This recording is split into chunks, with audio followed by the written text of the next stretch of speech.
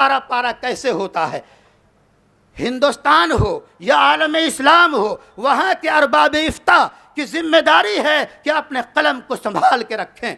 सबसे मुश्किल फतवा जो है किसी को काफिर करार देना है। ये तकफीरी ज़ौक़ जो हमारे दारुल इफ्ता में, हमारे उलमा में पैदा हो गया है कि मामूली बात देखी और काफिर करार दिया, ये हराम है, हराम है।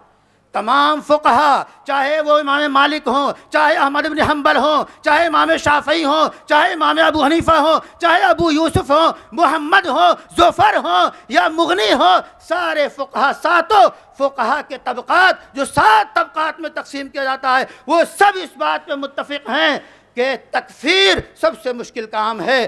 किसी को काफिर करार देना ये आसान बात नहीं है। अगर 99 वजह कुफ्र की पाई जा रही हैं, एक वजह अगर ईमान की पाई जा रही है तो उसे मोमिन करार दो। इल्ला यह कि अंतरा कुफ्रन बवाहन, किसी के अंदर खुल्लम खुल्ला 2-2-4 की तरह कुफ्रिया बातें हो तो उसे काफिर करार दिया जाएगा। ये तकफीरी मजहब जो है ये बातिल मजहब है। जो एक दूसरे को काफिर करार देते हैं ये गलत है। हिंदुस्तान के